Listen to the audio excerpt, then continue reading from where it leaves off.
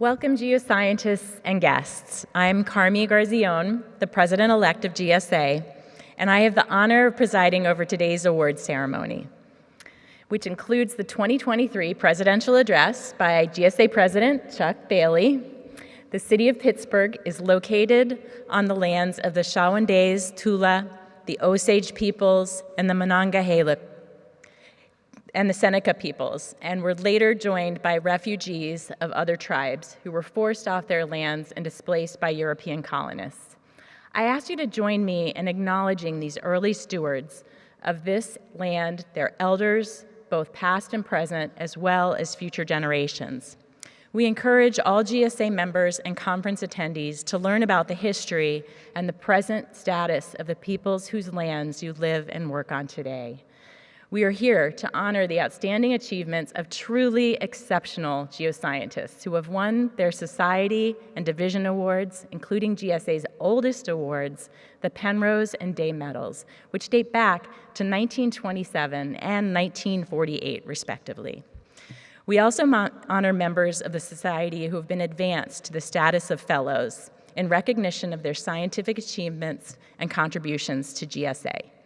The outstanding scientific contributions and service of all of these individuals have made the geosciences and our society ever more vibrant and important in our world.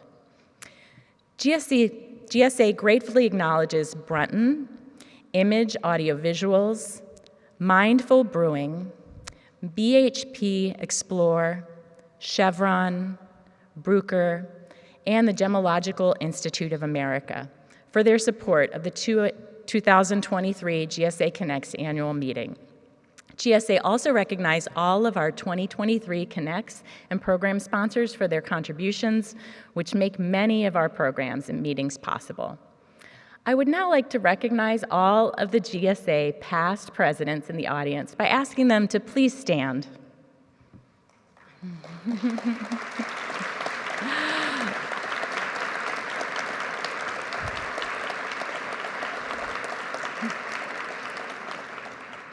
That's quite a crowd.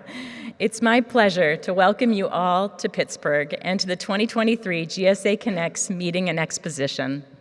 GSA President Chuck Bailey is a structural geologist and chair of the geology department at William & Mary. In 1994, he earned his PhD at the Johns Hopkins University.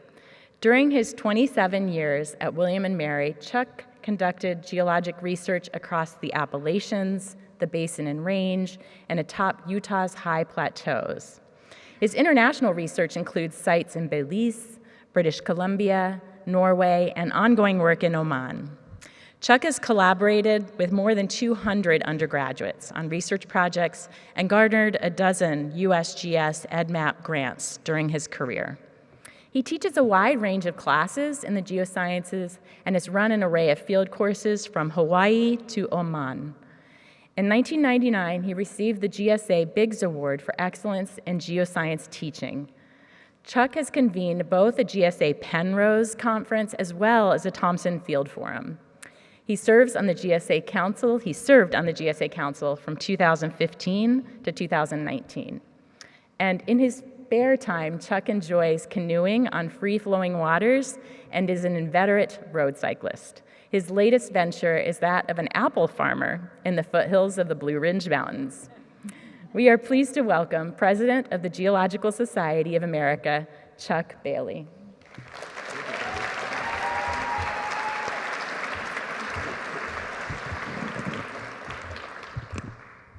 Thank you. It's good to see so many of you here today. Welcome to Connects. These meetings are a rush of activity. There's really more to do than one can do. I appreciate you being here today as we come together to celebrate the accomplishments of our members, to reflect on our society as well as the science. So I'm going to give you an update on the society. It was nearly a year ago that Melanie Brandt joined GSA as its executive director and CEO. Melanie is fabulous. She's brought new energy and ideas to the society. Melanie's not a geologist, but her professional experience growing societies is really fabulous. I've learned much from working with Melanie on GSA business, plus I've gained a new perspective on corporate vernacular. For example, I now know what stuff like is the juice worth the squeeze actually means. And it turns out, as a spoiler alert, it is not worth the squeeze. I'm also really delighted to collaborate with Debbie Marcinkowski and the GSA Foundation. They work tirelessly to support sort of GSA's efforts, and it's an important job that they do.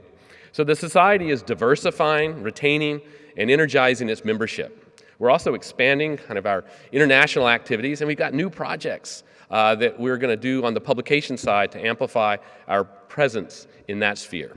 If you want to talk more about GSA plans, come find me at this meeting. I would be delighted to talk about that.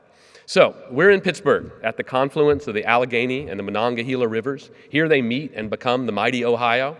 These are important American rivers. The Allegheny arises in part in the glaciated terrain of northern Pennsylvania and New York. To learn more about these watersheds, I very much encourage you to attend tomorrow's Pardee session entitled Land of Our Ancestors, Submerged by a Lake of Betrayal. 200 kilometers south of here, beneath high ridges on an old landscape, the Monongahela's rivers tumble through gorges with impressive whitewater on their journey to Pittsburgh. So Pittsburgh, it owes its existence to the confluence of the rivers. These watery ribbons are a transportation network across the rugged Appalachian Plateau. The confluence was long traversed by First Nations people. Later, European settler colonialists came down these rivers. And in the 19th century, the mineral wealth hidden in the region's Paleozoic strata was discovered, extracted, and put to work. Pittsburgh, the Steel City, became a major industrial hub because it sits at the confluence of these rivers, allowing easy ingress of raw materials and then products that would forge an empire. So today, I want to talk about something that I've been ruminating over for some time, and that is the idea of confluence in a broader sense. You know how you hear a particular song, and you are immediately transported to a confluence of specific time and place? Yeah, let's cue that music. All right, go ahead.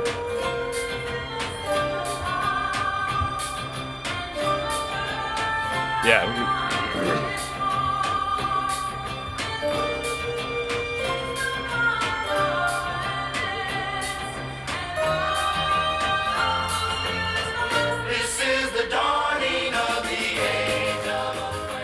So that's the fifth dimension. And curiously enough, I first heard that song from a cassette tape while driving an old 4-speed manual Chevy pickup truck across the flanks of Utah's Aquarius Plateau. And every time I hear that song, it takes me back to that time and place. 1987, I was on a field course that roamed over the Colorado Plateau. It's a place where young geologists can go to actually see geology. And for me, that experience was transformative. The magical power of confluence in time and place that certain songs create strikes me as being equally powerful concept in geology. So today I'm going to build on this idea of confluence.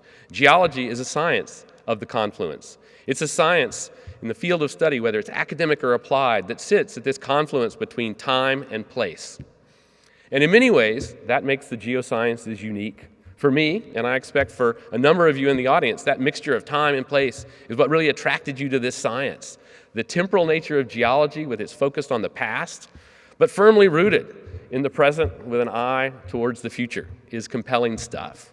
T.S. Eliot's opening lines from his poem, The Four Quartets, sum it up pretty well. Time past and time present are both perhaps present in time future, and time future contained in time past. Got all that? Deep time in 3 short lines.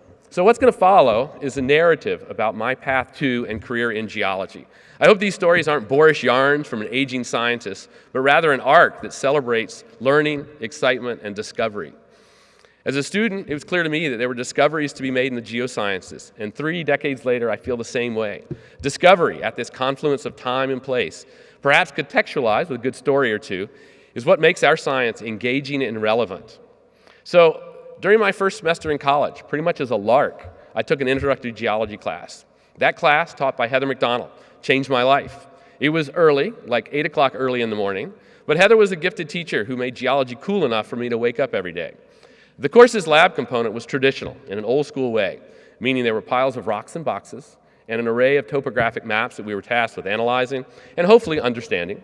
No doubt some of you experienced something similar.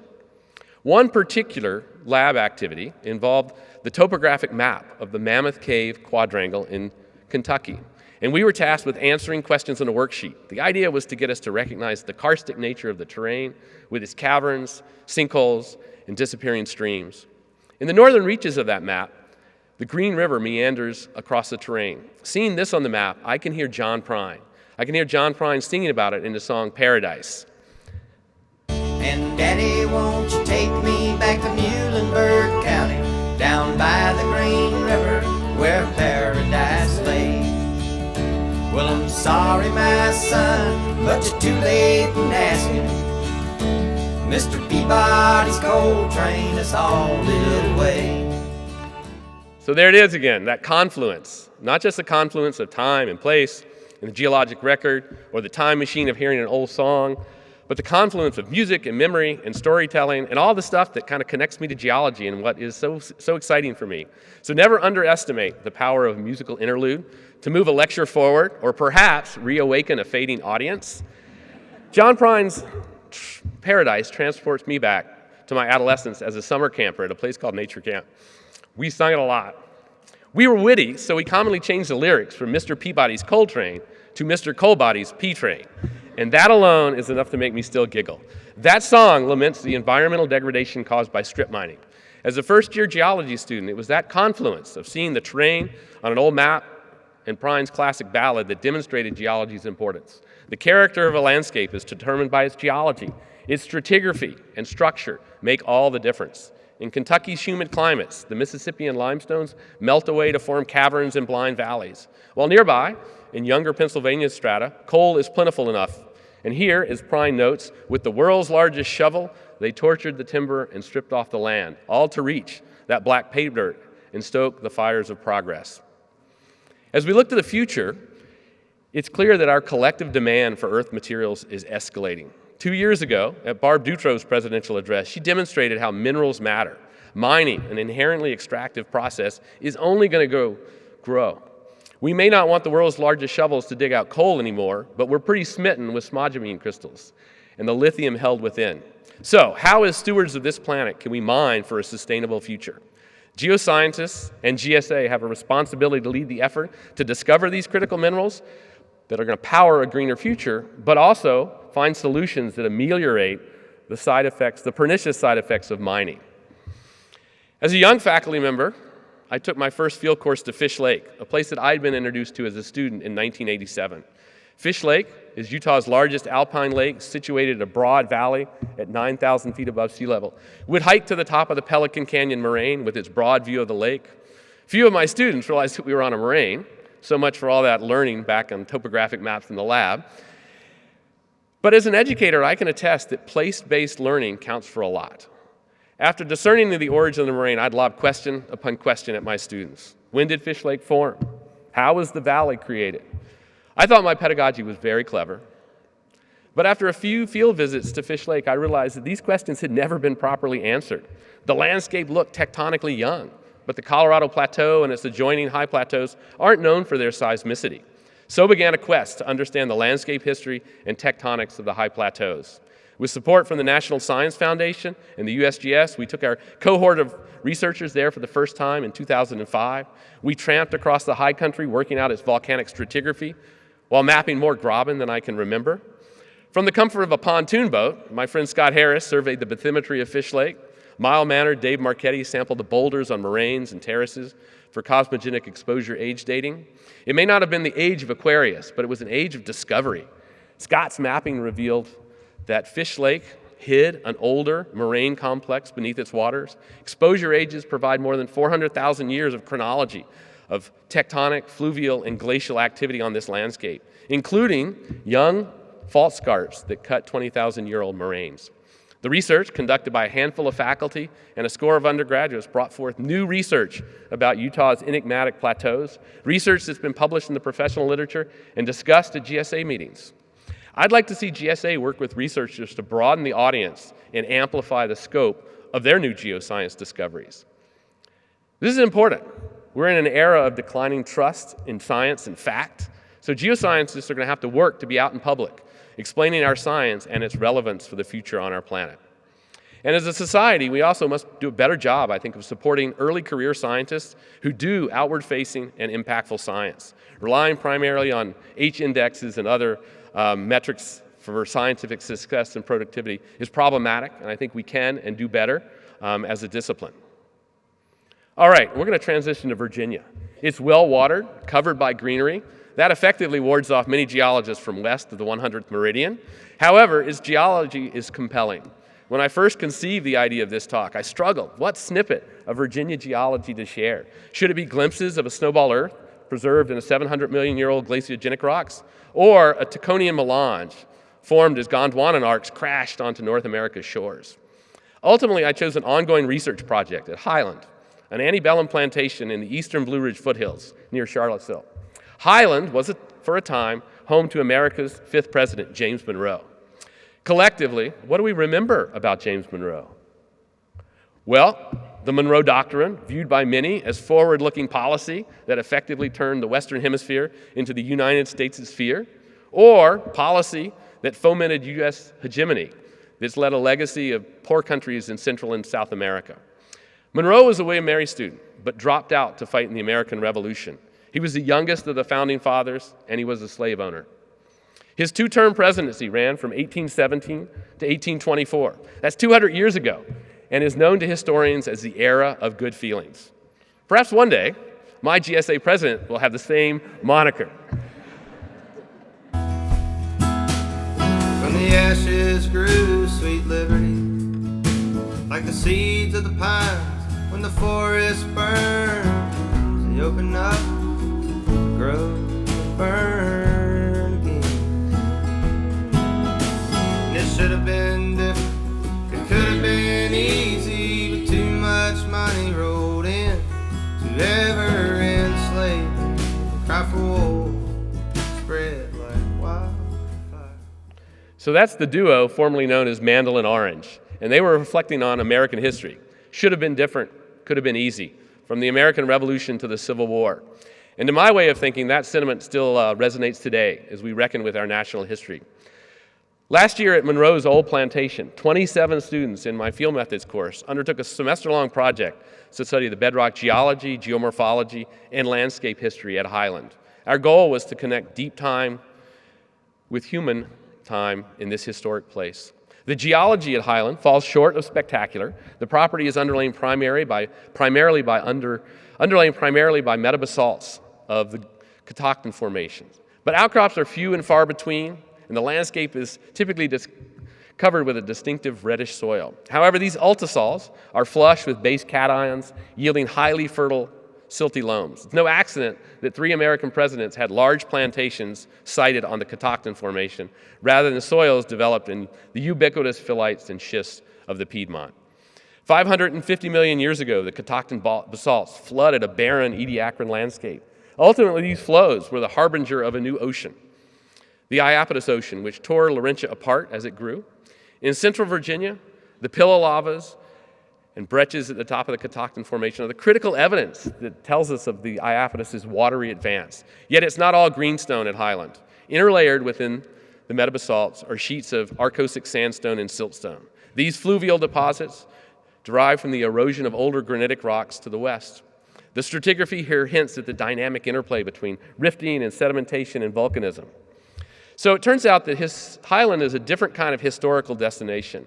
In contrast to Washington's Mount Vernon or Jefferson's Monticello, there is no big house of the great man to be seen or toured.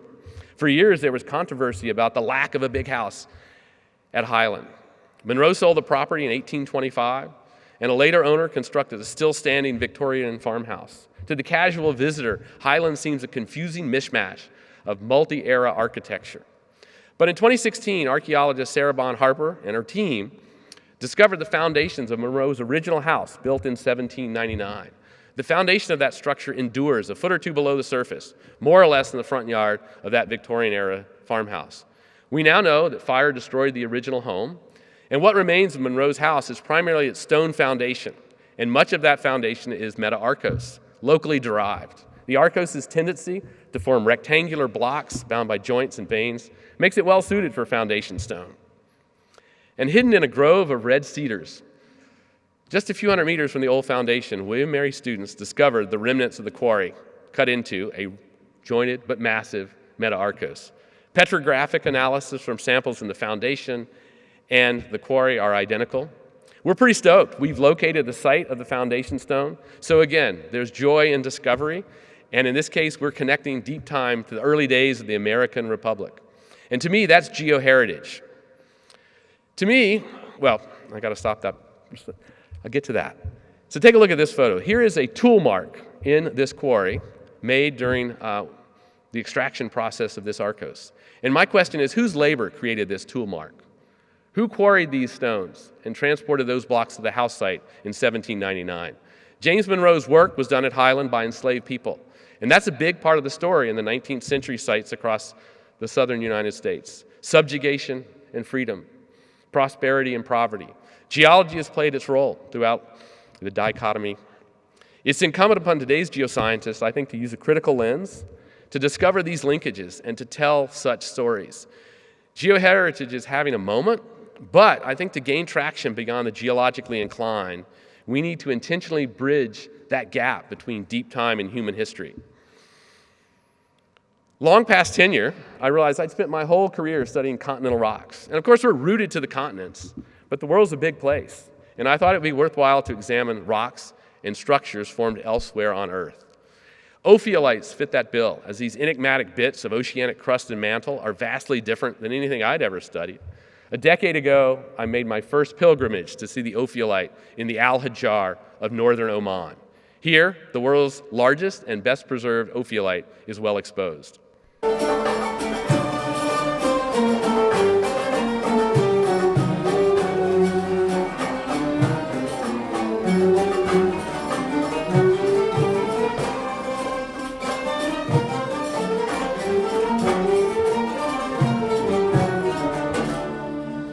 Sorry, I should have played that for you myself.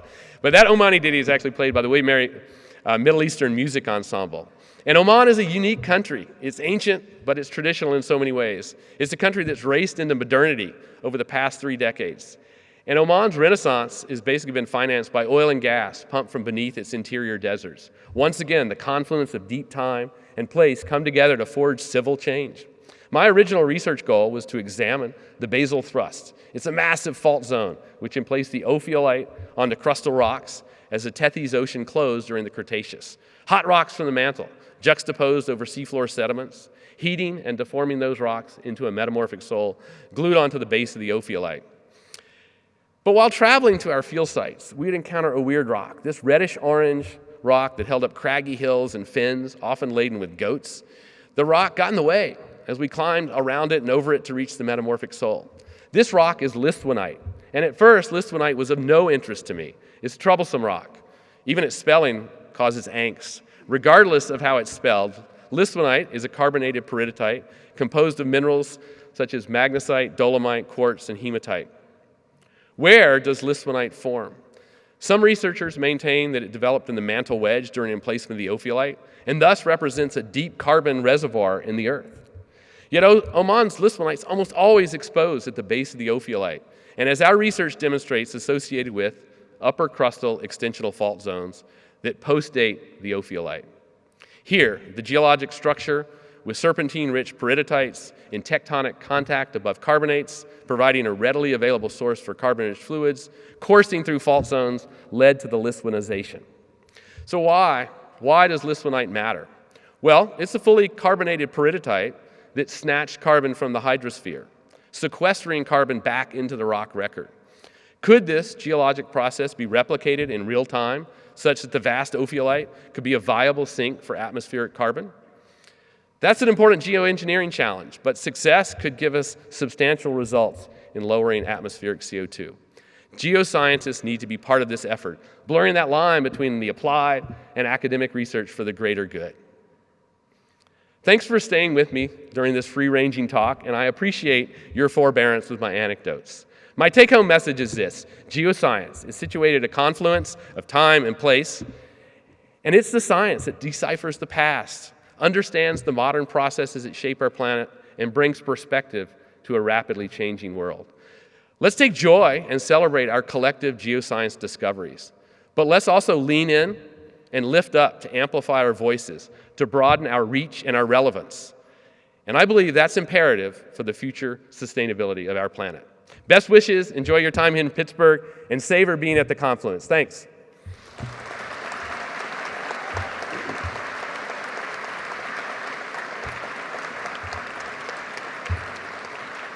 Well, it's my pleasure to now introduce Executive Director and CEO Melanie Brandt. Melanie, take it away.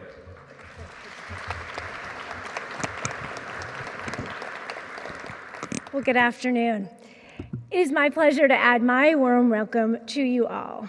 I am deeply honored to be in this important role and would first and foremost like to thank the GSA leadership for their confidence in me and for their support.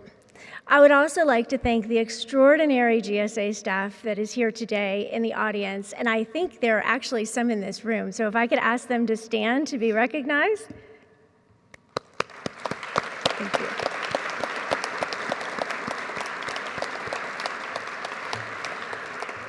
For 135 years, the Geological Society of America has stood as a beacon, illuminating the depths of our planet's mysteries, and I am delighted to be here today.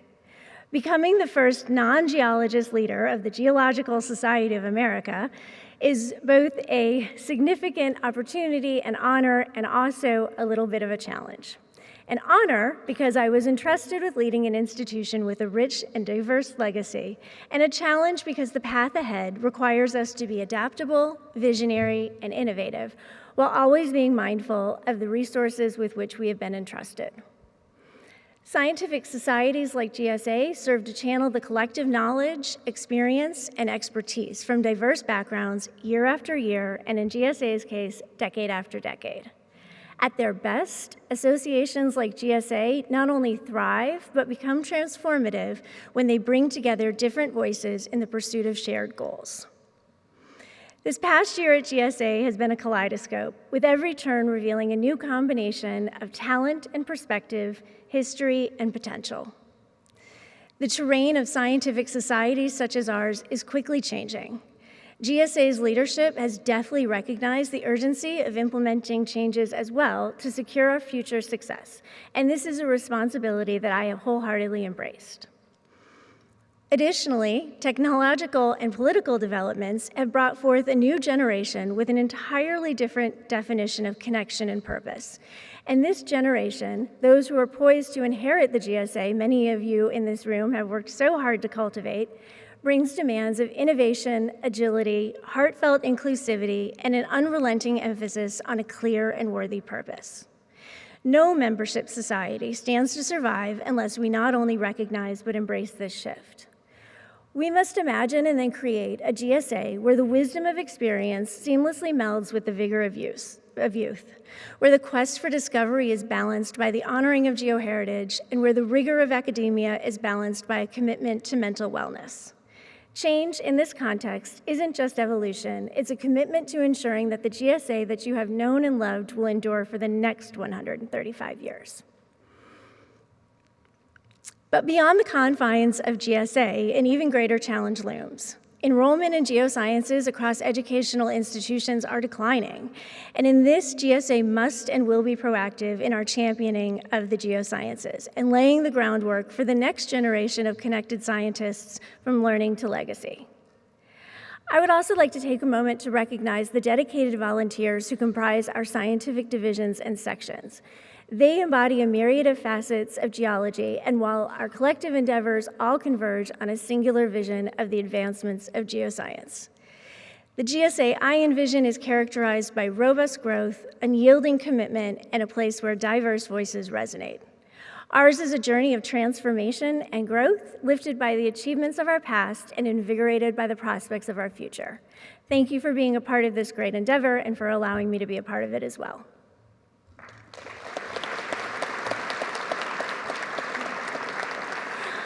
I would now like to introduce the GSA Foundation Executive Director, Debbie Marcinkowski, who will give a short presentation on the foundation.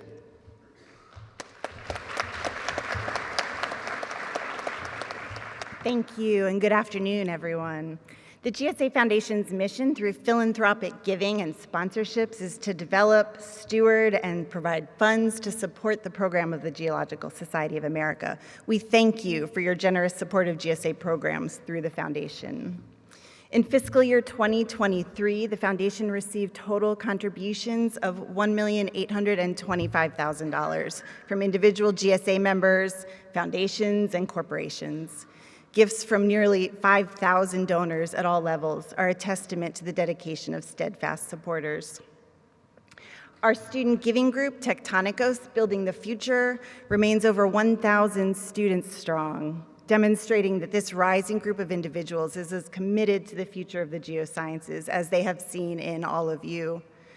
On to the Future and other programs focused on broadening participation in the sciences remain important areas that individuals and corporations choose to support. Graduate student research grants are another notable area of investment. Not a year goes by without a new grant, sometimes several, and contributions to existing research grants. And it's also clear that our donors, that you want to pass on the value of field experiences to the next generation of geologists. Another 20 J. David Lowell Field Camp Scholarships were awarded, accompanied once again by engraved transits from Brunton. And we're really pleased to announce that under the umbrella of the Lowell Field Camp Scholarships, the first individually named Field Camp Scholarship is being established in honor of Art Sylvester this year. We really hope that this serves as a model for additional named opportunities ahead, similar to the many named graduate student research grants. And another type of giving has played an historic role in the society. We are deeply grateful to the number of GSA members each year who notify us that they've included GSA in their plans giving. This type of support is vital to the society and leaves a legacy of commitment that we at the foundation are honored to steward into the future. I'd like to bring your attention to the current Foundation Board of Trustees. The composition of the Foundation Board includes representation from academia, research institutions, industries such as energy, a leader in mining exploration and production, a woman-owned, geologist-led manufacturer of compasses and navigational equipment, environmental consulting, U.S. and foreign science policy arenas, and government. And we're forging new relationships and funding strategies thanks to their involvement. Earlier this year, we held the 4th GSA Foundation Rendezvous for donors. This was our 3rd trip to Death Valley, and another rich experience shared with Foundation friends, old and new. Foundation donors, be on the lookout next year for 3 rendezvous trips that we'll be running. We've been so pleased to see the positive and welcoming response to this offering, and we look forward to more ahead with you. For the last several years, the Foundation has been building awareness across all of GSA's membership about the value of giving back to your society.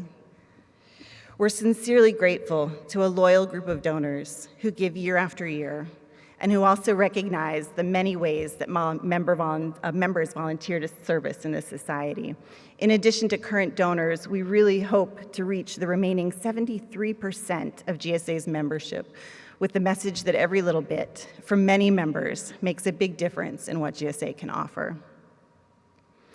So we invite you to the Foundation booth. Come take a walk through time and realize the impact of the last 43 years and $39 million that has been raised. You'll see some individual stories and impressive numbers of geologists supported through our funding to GSA programs. And you can also read responses directly from students that we gathered during section meetings about support they've received from GSA and some really incredibly inspiring ways that they see themselves contributing to the future.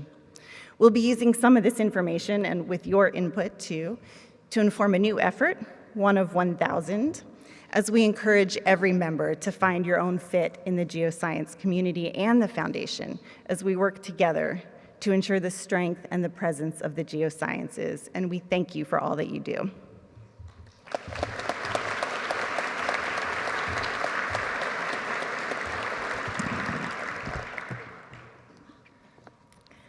Thank you, Debbie, and to the GSA Foundation. We will now recognize newly elected fellows. Society Fellowship is an honor bestowed on the best of our profession in recognition of distinguished contributions to the geosciences and to GSA. We applaud the cohort of 2023 GSA Fellows for their exceptional achievements in areas such as publication of geologic research, applied research, teaching, administration of geological programs, contributions to the public awareness of geology, leading in professional organizations, and editorial, bibliographic, and library responsibilities. Please hold your applause until the end, after all fellows have been recognized. Fred T. Andrus. Jennifer G. Blank. Brenda B. Bowen. Andrea E. Brookfield. Matthew E. Brieseke. Keith A. Bruger. John Cottle. Megan Elwood Madden. Peter J. Fawcett. Sanjeev Gupta. David J. Hart. Philip H. Heckel. Gregory L. Hempen. Thomas A. Hickson. Laszlo P. Kesthay. Yvette D. Kuiper.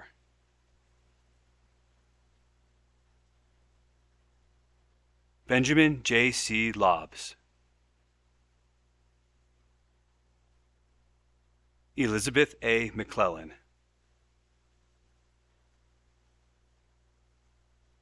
Jennifer M. K. O'Keefe. Michael E. Oskin. Susanna M. Porter. Sarah M. Principato.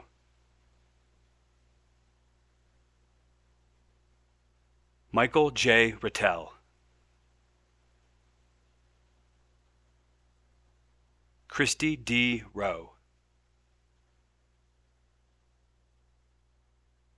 James M. Russell.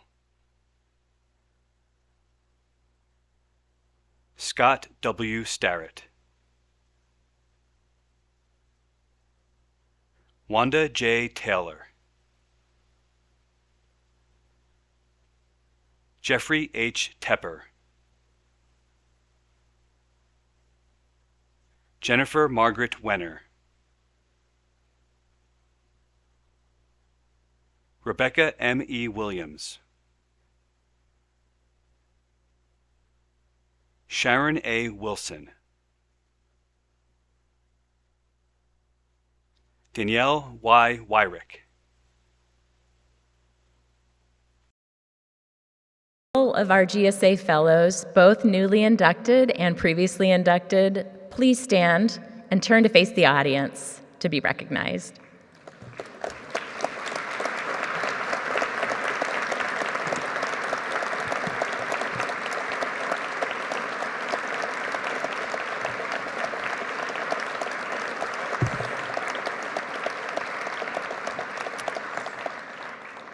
Congratulations to all of you, and thank you for your work, which has enriched geosciences and the Geological Society of America. We now acknowledge our primary division awardees. As your name is announced, please stand and remain standing until all awardees have been announced. The Rip Rap Geoarchaeology Division Award of the Geoarchaeology Division 2023 winner is Arlene Miller Rosen.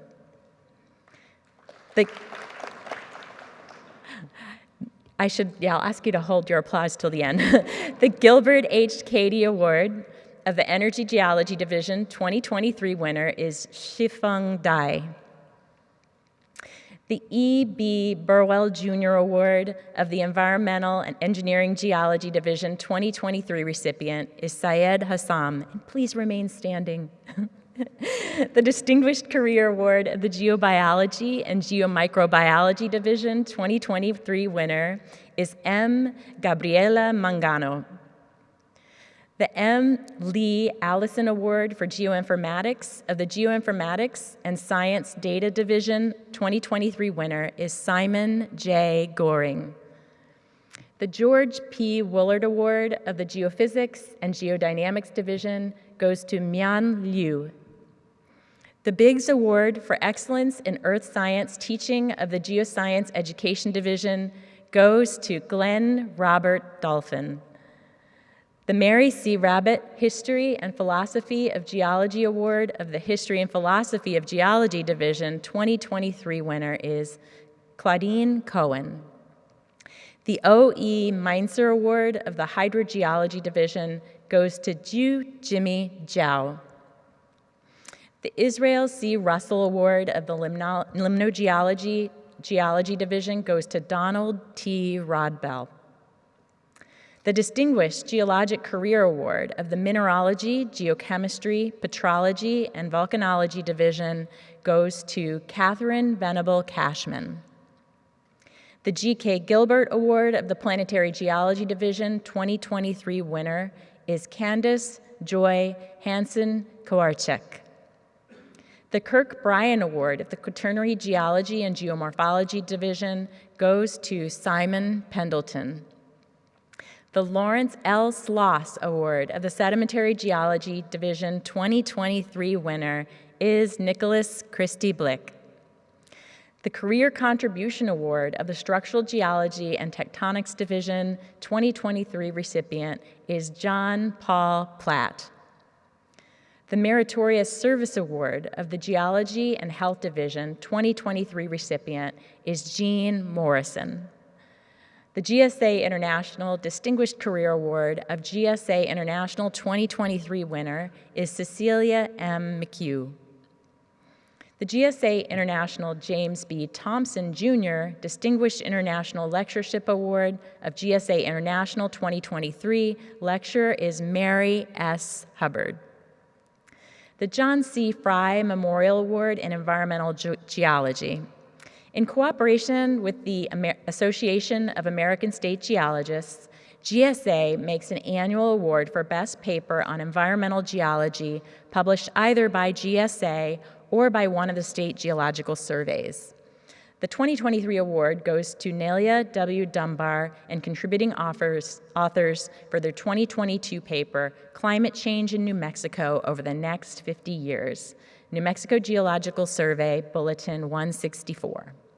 I'd like to name those authors: Nelia W. Dunbar, David S. Gutzler, Kristen S. Peartree, Fred M. Phillips, Paul Bauer, Craig D. Allen, David Dubois, Michael D. Harvey, J. Philip King, Leslie D. McFadden, Bruce M. Thompson, and Ann C. Tillery.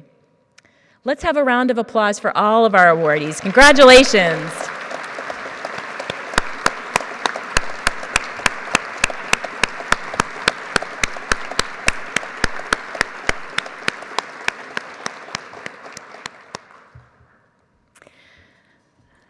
The Penrose Medal, established in 1927 by R.A.F. Penrose, Jr., is awarded in recognition of eminent research in pure geology for outstanding original contributions or achievements that mark a major advance in the science of geology. Adam Robert Gross provided the introduction for this year's recipient. Dr. Suzanne Malberg-Kay has made eminent and impactful scientific contributions throughout her career, with breakthrough research on the fundamental tectonic processes responsible for crustal and mantle genesis along convergent margins. A true daughter of the American Midwest, Sue followed her passion for geology to the University of Illinois and earned a PhD in 1975 from Brown University. Dr. K's early work on the Aleutians led to the development of the high-pressure adiabatic geochemical signature, now identified in many arc lavas worldwide. A Fulbright in Argentina sparked 4 decades of collaborative research on the origin of the Central and Southern Andes.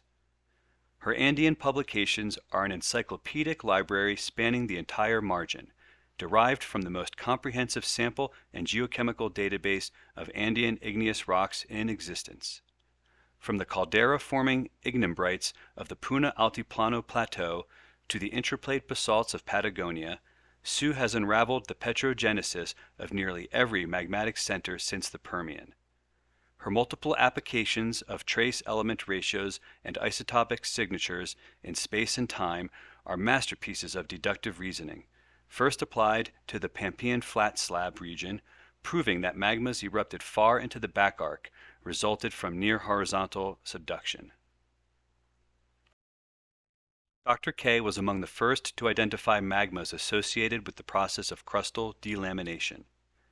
Major advances in her landmark paper, K&K 1993, include discussion of the mechanics, timing, and driving forces of delamination, deduced via the geochemical variability of magmas within the Andean delamination zone. She was a pioneer in recognizing the role of subduction erosion in the genesis of magmas associated with arc migration and highlighted its role in crustal recycling. These tectonomagmatic processes are now recognized in convergent margins globally.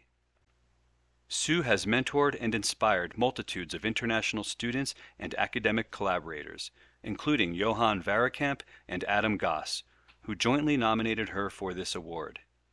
She has advanced the geology of convergent margins as editor of special volumes, organizer of the GSA Backbone of the Americas Conference, and as GSA president. Dr. K is truly deserving of the Penrose Medal, as she is among the greatest living geologists in the world.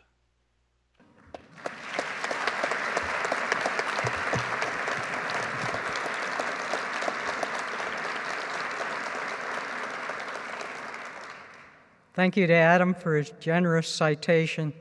I cannot believe I am joining the ranks of those who have received the Penrose Medal. It seems I have been surrounded by medalists who have inspired and encouraged me throughout my career. In 1971, I was at the Penrose Medal presentation to Marshall Kay, little knowing that I would marry his son, Robert Kay, whom I met through 1992 Penrose medalist John Dewey. Both my postdoc advisors, Gary Ernst at UCLA, who encouraged research in the Aleutians, and Jack Oliver, who instigated our studies of the lower crust in the Cornell CoCorp project, received the Penrose Medal.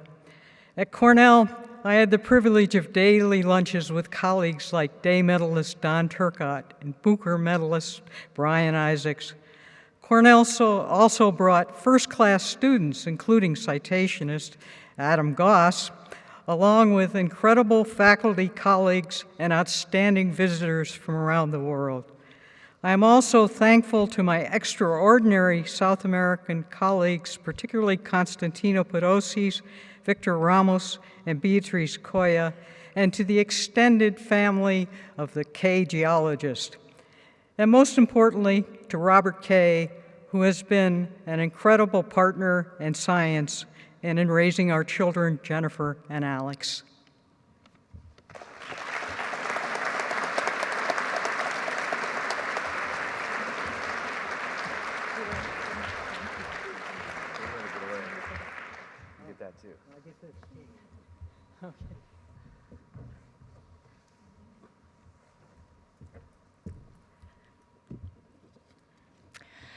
The Day Medal was established in 1948 by Arthur L. Day to be given for outstanding contributions to geologic knowledge to the application of physics and chemistry for the solution of geologic problems.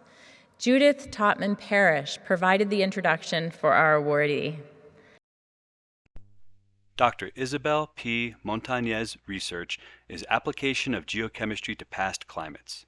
She has focused on late Paleozoic climates, coupling of plant evolution, climate, and soil chemistry, interpretation of paleo-CO2 from soils and fossil plants, and the carbon cycle. These studies involved innovative application of carbon, oxygen, and strontium isotope geochemistry to development of geochemical proxies of past climate and calibration of proxy approaches in modern systems. She has worked to enhance understanding of geochemical processes and their linkages in governing climate and carbon cycling during the late Paleozoic Ice Age, revealed the dynamic environmental conditions of the Cambrian early Metazoan world, and more than doubled the high-precision uranium-lead ages for paleo-high-latitude regions. Dr. Montañez contributed to one of the most consequential review papers to draw the connection between past and future climate. Dr. Montañez's efforts to promote diversity and inclusion are numerous, and she richly deserves this award.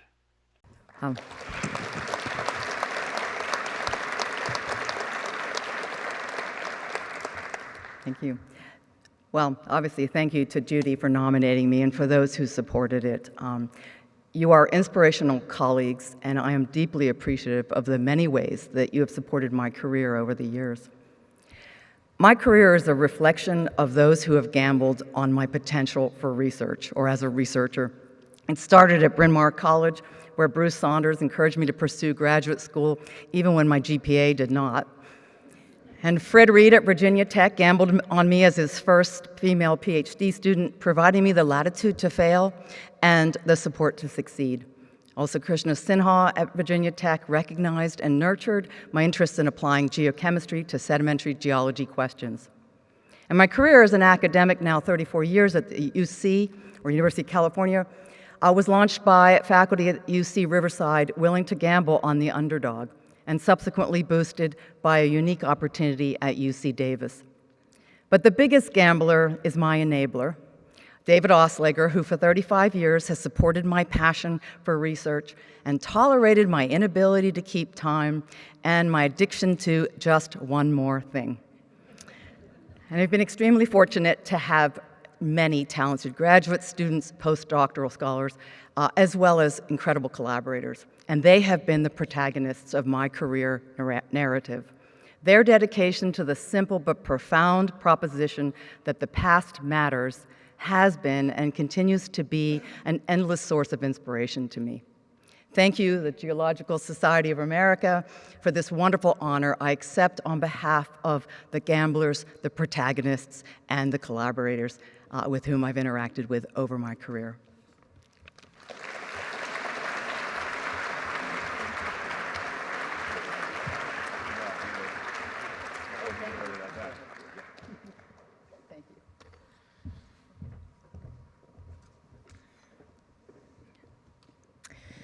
The Young Scientist Award, also known as the Donath Medal, established in 1988, is awarded to a young scientist for outstanding achievements in contributing to geologic knowledge through original research that marks a major advancement in the earth sciences. This medal is made possible through the generosity of Dr. and Mrs. Fred Donath. Alexander Webb provided the introduction for this year's recipient. Dr. Andrew Zuza is the model geologist for his generation. He is an exceptionally adept field mapper with impressive mathematical skills who is able to synthesize large amounts of geological data in an imaginative and original fashion. He is unafraid to challenge established ideas. These talents, in combination with his indefatigable and good-humored passion for science, have made his research accessible and transformative. His seminal contributions include advancing our understanding of strike-slip fault system kinematics along plate boundaries and intracontinental collision zones, elucidating the structural framework and tectonic evolution of northern Tibet, quantifying continental fault strength and crustal rheology, development of provocative tectonic models for the evolution of the Central Asian orogenic belt and the North American Cordillera, documenting substantially non-lithostatic pressure in the middle crust, and many more. Andrew is a standard bearer for continental tectonics research, ensuring its bright future.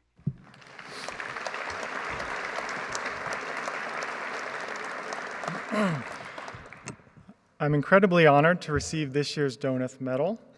I would like to thank the GSA, the Donath family, my nominator An Yin, citationist Alex Webb, and letter writers Eric Kirby, Paul Kapp, Brian Horton, Carmi Garzione, and Mark Harrison. I greatly appreciate mentorship from Chris Andronikis and Sue Kay at Cornell University, and An Yin and Mark Harrison at UCLA. I cherish the enriching interactions with my grad student peers who went on to become professors, industry experts, and even an astronaut. One became my wife. Thank you, Robin, and our kids, Owen and Ainsley, for the continuous support. An Yin was a larger-than-life mentor who showed me how to drive my science based on solid field observations, critical and creative thinking, and more than anything, on my own curiosities.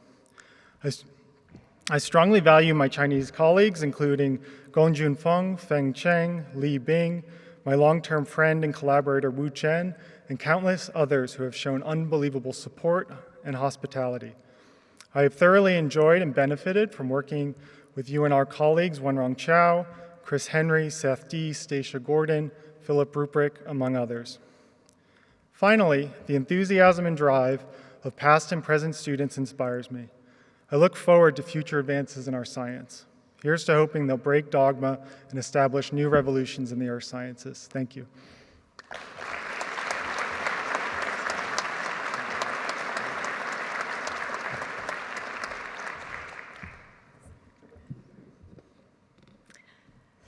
The Geologic Mapping Award in honor of Florence Bascom is named for a woman who was a true pioneer of American geology. The second woman to earn a PhD in geology in the United States, the first woman hired by the U.S. Geological Survey. The Bascom Mapping Award acknowledges contributions in published high-quality geologic mapping and to contribute to greater understanding of fundamental geologic processes and concepts. William T. Jackson provided the introduction for one of this year's recipients. With the 2023 Florence Bascom Geologic Mapping Award, we celebrate Professor Mervyn Jerry Bartholomew's passion for mapping, for fieldwork, and his contributions to the earth science community. Jerry Bartholomew has conducted seminal field-based research in both state survey and academic settings over the last 50-plus years. Jerry's mapping, the process, and the products have advanced our understanding of the Grenville orogeny, mechanical rock behavior during thrusting, the spatial-temporal interaction of the Laramide and Sevier-style deformation, as well as seismic hazard assessments in tectonically active regions such as Charleston, South Carolina, the Imperial Valley, California, Centennial Valley, Montana, and the Eastern Tibetan Plateau. His work has produced 34 and counting geologic maps and technical reports through the Montana, North Carolina, and Virginia state surveys, 20 professional and society field trip guidebook contributions, and 94 peer-reviewed publications, with more under review and under construction. Jerry's ability to read the landscape and to recognize how it formed is exemplary, and he has used that skill to make geology accessible to others. His focus on using field science as a means for empowering students, for supporting their curiosities, and for building multidisciplinary collaborations is evident in each of his maps. He has trained countless field scientists through teaching summer field camps, during focused field research campaigns, and on topically focused field trips. Jerry continues to work with colleagues and students in the field, mapping, and reading the landscape to reveal the sequence of geologic events and the processes of those events. His colleagues and students are forever grateful for his science, mentoring, and friendship.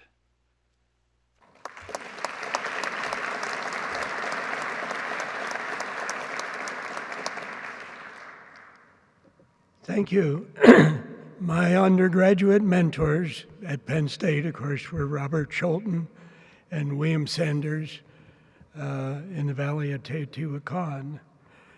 I worked for Chevron from 1965 to 68 along the Inglewood-Newport Fault, California, And I published my first paper in 1970 on the active San Jacinto Fault, thanks to Richard Merriam and Greg Davis. These were my mentors at Southern Cal. My mentors at Virginia Tech, Byron Cooper, Charles Gilbert, and Wally Lowry. And with them, I mapped the New River region of the Fold and Thrust Belt in Virginia. Then for a decade, I mapped at the Montana Bureau of Mines and Geology. After that, I moved to the University of South Carolina and analyzed the relative ages of Mesozoic to Holocene joints and faults around the Savannah River site and the potential low-level radioactive waste site. A lot of trenching, about 4,000 feet in one trench. In 2002, I joined the Earth Science Department at the University of Memphis, taught the YBRA field camp at Red Lodge for a decade, and trenched the active faults related to the 2010 Yishu earthquake and the 1955 Jodutown earthquakes with the China Geoscience University in Wuhan. Thank you.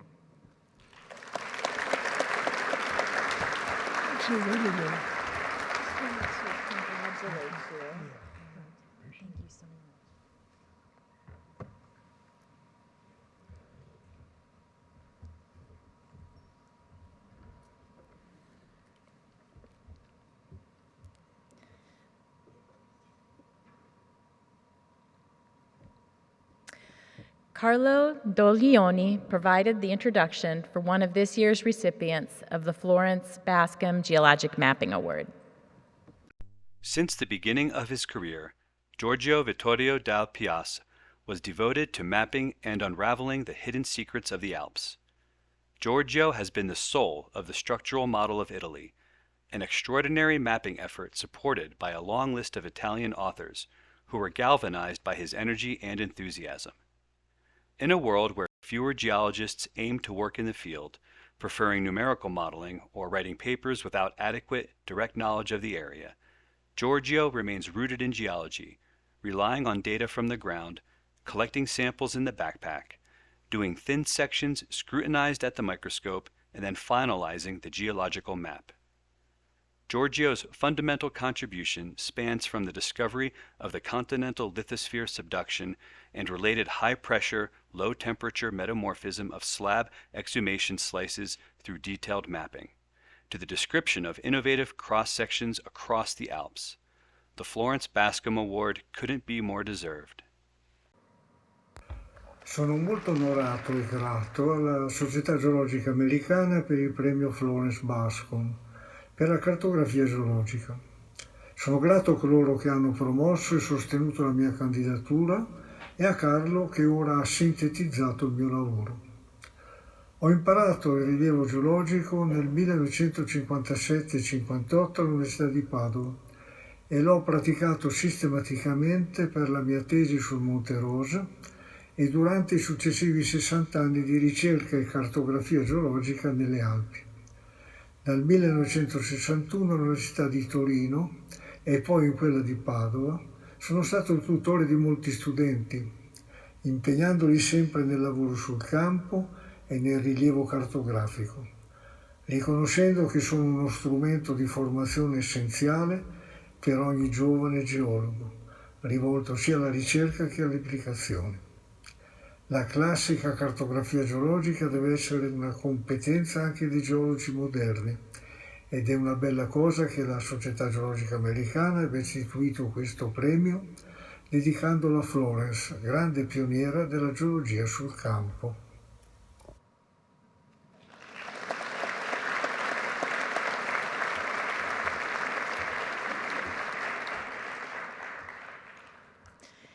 In 1998, GSA established the Public Service Award in honor of Eugene and Carol Shoemaker. It was created to recognize enhancement of the public's understanding of the Earth. Scott Burns provided the introduction to the 2023 GSA Public Service Awardee recipient, Nick Zenter. Nick Zentner loves teaching about geology. His career started in the early 1990s as a young geology professor at Central Washington University teaching introductory geology. This morphed into developing a popular lecture series and field trips for locals outside of the university. In 2010, he teamed up with an incredible videographer, and together they produced a 2-minute geology series on geological topics. In 2016, his fame took off as those videos morphed into Nick on the Rocks, 3-minute geology segments that were picked up by public broadcasting, shown not only regionally but nationally. In the past couple of years, he has added a very popular podcast and is hosting shows on YouTube live streams from home. He has developed a huge following, not only in the Pacific Northwest, but around the world.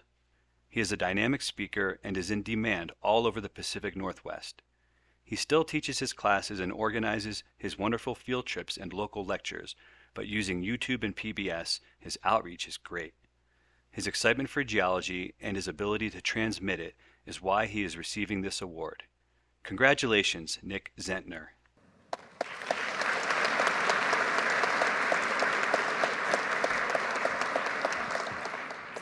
Thanks, everybody. This is a big award, and I sincerely appreciate the recognition. All the YouTube live streams and the interviews with geologists, the public lectures and the field videos and the public television stuff, it's all done with a very simple vision. Have the right tone. Don't take yourself so damn seriously. Make sure that there's some quality geology content. And be productive. Crank stuff out. Be regular with what you're putting out there. The audience is there. They seem to like it, and they keep coming back for more. There are a lot of sharp people out there from all walks of life, regardless of background or educational background. And they're from all countries of the world now. They're watching these things. They've never been invited to be part of our world, but if they are invited on a consistent basis, their interest is insatiable. Thanks to Scott Burns, Portland State University, for nominating me for this award.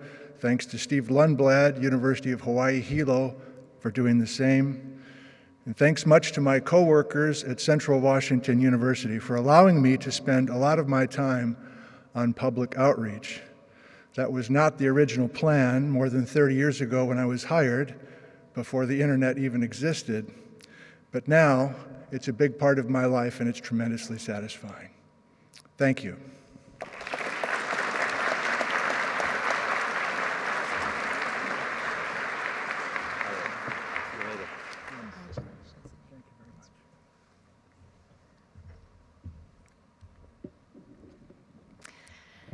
In 1999, Randolph W. Bill and Cecile T. Bromry established the Bromry Fund for Minorities with the GSA Foundation to support the Bromry Award. The award is presented to persons who have made significant contributions to research in the geosciences, or those who have been instrumental in opening the geoscience field to minorities. Louis Jacobs provided the introduction for this year's recipient. Karen Chin specializes in ecosystem dynamics, using coprolites as ecological and geochemical proxies for testing hypotheses in deep time. In unlocking the potential of these underappreciated fossils, she created her own niche. Her approach is inherently multidisciplinary and collaborative. Her publications have addressed diet, host-parasite relationships, taphonomy, paleoclimate, biogeography, bacterial and fungal effects, and other phenomena that contribute to understanding fundamental paleoecological and paleoenvironmental patterns. Karen has mixed African American and white heritage on both her mother's and father's sides. Her paternal grandfather immigrated from China, and her maternal great-great-grandmother was Native American. Her public face connects with audiences of all ages through her museum work, personal appearances, and in the media. She is a role model. People can relate to her story of science. The reasons why are explained by Karen's efforts to find connections, and perhaps by the children's book, The Clues Are in the Poo.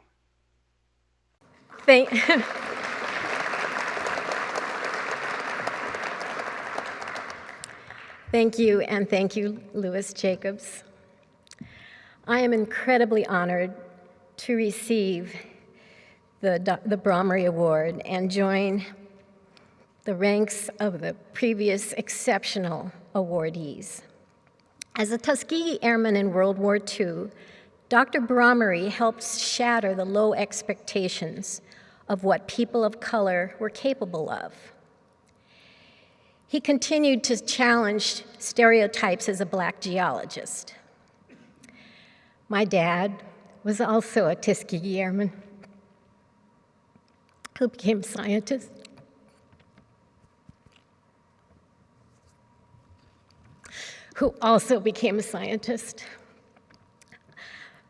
I so appreciate that pioneers like Dr. Bromry and my dad made it possible for people like me to become scientists. It is exciting to see so many diverse faces in the geosciences today than at meetings 30 years ago. Yet barriers still exist, and the percentage of geologists from underrepresented minorities remains small.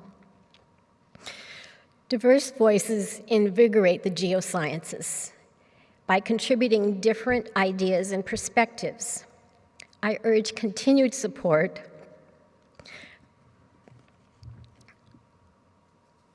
of aspiring diverse geologists, and I give my heartfelt thanks to those who mentored me and introduced me to the wonders of geology.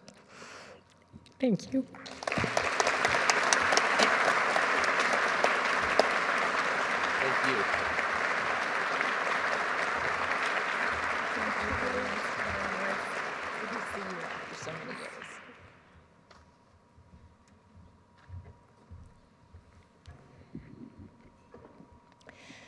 The Doris Curtis Outstanding Woman in Science Award was established in honor of Doris Curtis, the first woman president of the Geological Society of America.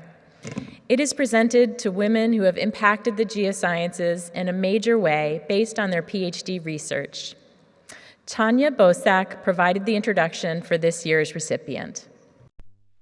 I am delighted to honor Dr. Kelsey Moore with the Doris Curtis Outstanding Woman in Science Award. Kelsey is an exceptionally talented, creative, and focused geobiologist whose research explores connections among biology, geochemistry, and Earth history. Her PhD thesis, titled Cyanobacterial Evolution and Interactions with the Proterozoic World, asked how the early fossil record was shaped by the organisms and environmental conditions. Her work used experiments, molecular clock models, and an extensive knowledge of the fossil record to propose a new model for cyanobacterial silicification in Proterozoic peritidal environments. She continues to explore the connections among the fossil record, microbial physiology, stress responses, and environmental conditions during critical times in Earth history. While her numerous contributions highlight her research excellence, she also shows a deep and awarded dedication to teaching and mentoring, and the well-being of junior scientists. On behalf of all of her previous mentors, many congratulations, Kelsey.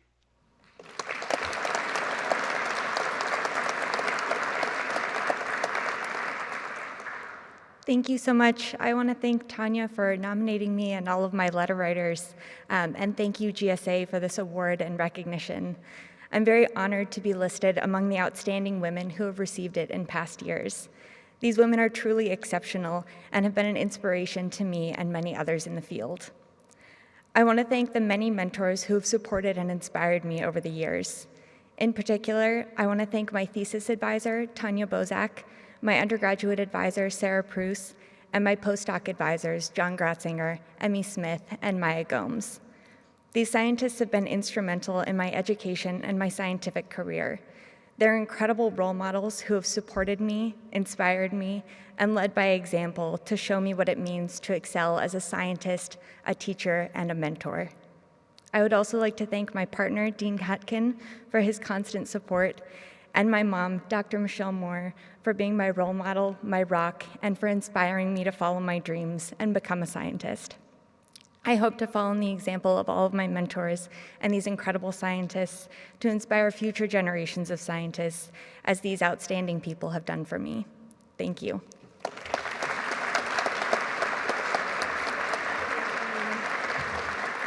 Congratulations.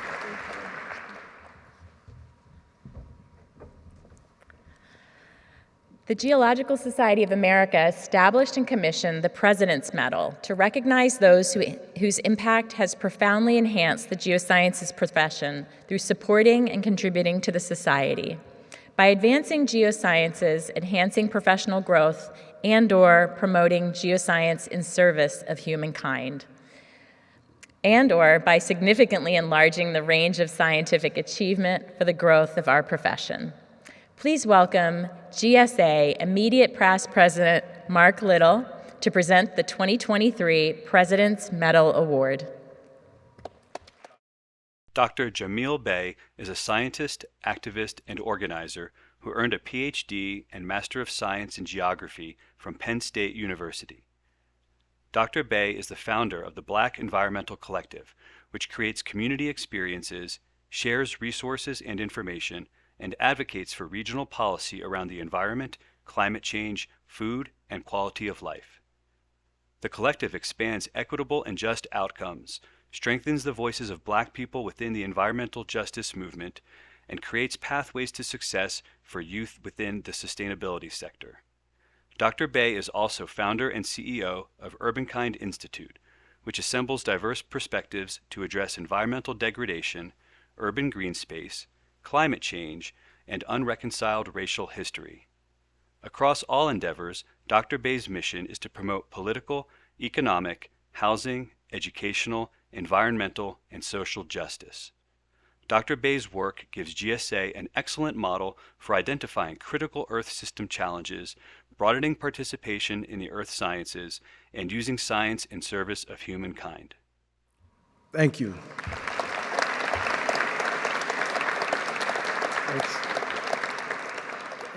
With gratitude and humility, I accept the 2023 Geological Society of America's President's Medal.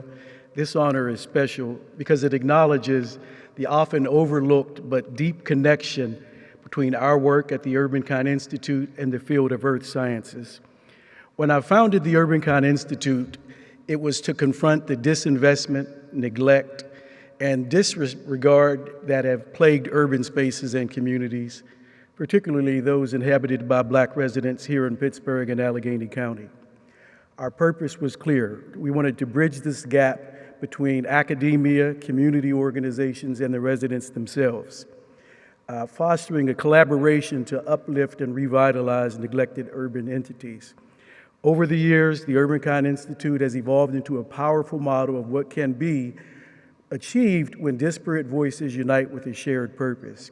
We've unearthed the profound interconnectedness between urban environments and the earth beneath them, highlighting the importance of geography and geology in our quest for equitable and sustainable urban spaces. So receiving this prestigious medal from the Geological Society of America is a testament to the importance of interdisciplinary collaboration and the recognition that urban issues are inherently tied to the earth sciences. And so I'm immensely proud of what we've accomplished, and I'm deeply grateful for this recognition. So thank you to the American Geological Society of America. Thank you to my colleagues at the Urbankind Institute, Mark Little, and most importantly to the communities we serve. Together we are making a meaningful difference, and this medal is not just mine. It's a symbol of our collective dedication to creating better urban environments for all. Thank you. Well, thank you. Good to see you.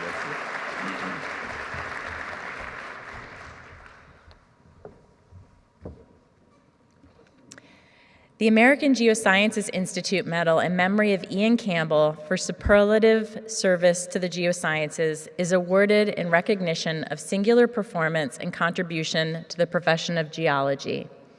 Aaron Campbell provided the citation for this year's recipient.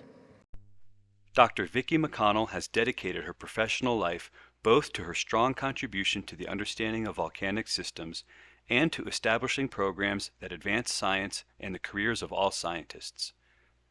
As Oregon State geologist, she initiated protocols for collection and use of LIDAR, which were adopted by the USGS and utilized for national coverage of LIDAR data.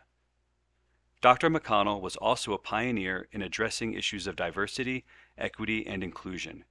She carried this focus into her role as Executive Director of the Geological Society of America, where she developed new guidelines that set the standard nationally for inclusive programs, and she implemented GSA participation in an NSF program to create a scientific environment in the geosciences that is respectful, ethical, and inclusive. Truly, Dr. McConnell has made an indelible and lasting impact on the earth sciences and on the careers of countless earth scientists.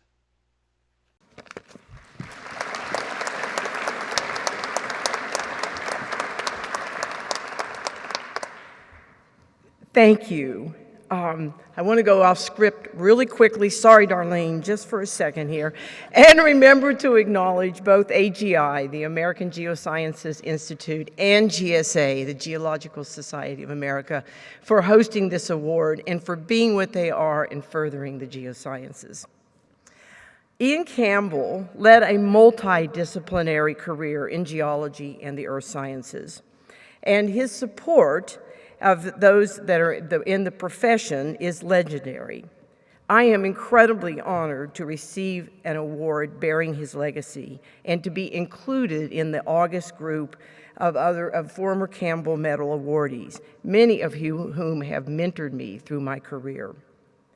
I learned along my multidimensional and non-traditional career path that both our science and the all levels of our scientists should be treated with honesty and integrity.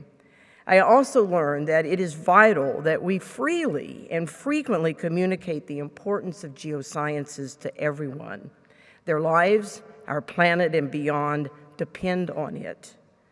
I recognize that our science is greatly enhanced by integrating across disciplines and welcoming the most diverse thinkers and doers to study it. It's been a pleasure to work with so many dedicated and talented people toward achieving those goals.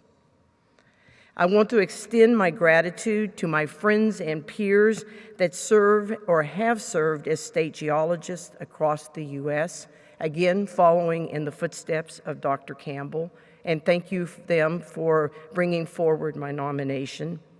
To my family and my extended family, my geoscience friends, and all my mentors, I am so in your debt for your love and support through the years.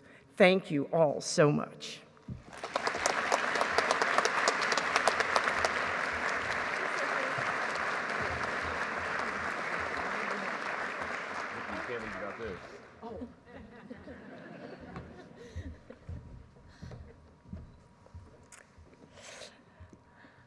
The GSA Honorary Fellow Award is presented to an international geoscientist who has distinguished themselves in geoscience investigations, promoting environmental awareness, linking science and society, providing notable service to implementing public policy and natural resource management, or otherwise making outstanding contributions to science. GSA is pleased to announce the 2023 Honorary Fellows. Shi-Cheng Xie and Jacques Schott. Thomas J. Algio provided the introduction to Shi-Cheng Xie. Professor Shi-Cheng Xie has a long career of original research and scientific advances in the field of organic geochemistry. His work includes investigation of the roles of microbial communities and microbially mediated processes during Phanerozoic biocrises, long-term changes in the carbon, nitrogen, and sulfur biogeochemical cycles, development and application of lipid biomarker proxies to paleoclimate analysis, and the operation of the East Asian monsoon system. He has been a pioneer in the fields of geobiology and geovirology through membership on the board of directors of the Geobiology Society and the editorial boards of the journals Geobiology and Geochimica et Cosmochimica Acta, through organization of many meetings and topical theme sessions, and through training of multiple generations of graduate students in these fields. He is truly an exceptional geoscientist who has distinguished himself through exemplary scientific investigations, and a worthy recipient of the Geological Society of America's Honorary Fellowship.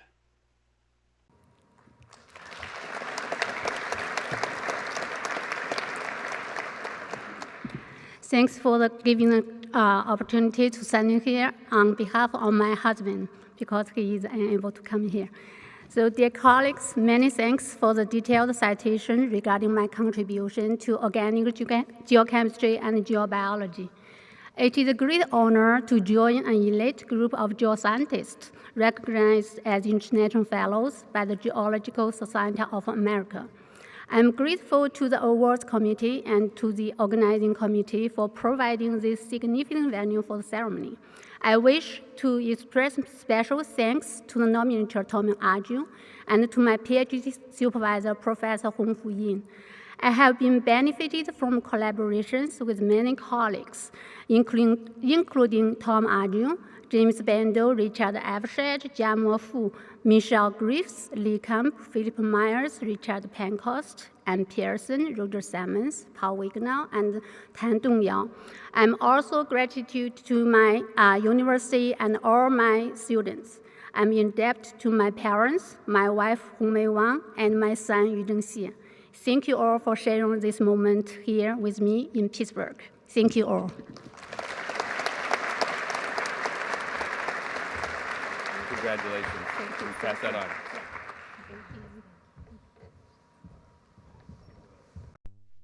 Dr. Schott is one of the most highly regarded geochemists in the world.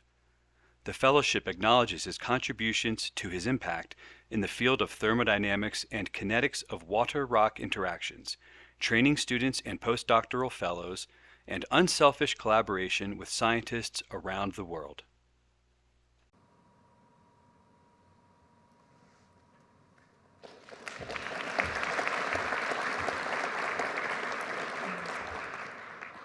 Jacques Schott could not be with us today, but GSA will be shipping his award to him and will make sure he receives it. In closing, let me remind you of the gold medal lectures taking place this week. Thank you all for attending GSA Presidential Address and the awards ceremony, and for supporting the 2023 awardees. It's been wonderful to celebrate with you. As we conclude this event, we invite everyone in the audience to mingle and chat with the awardees, but outside of the ballroom, we need to clear the way immediately for the next GSA Connects event space in this area.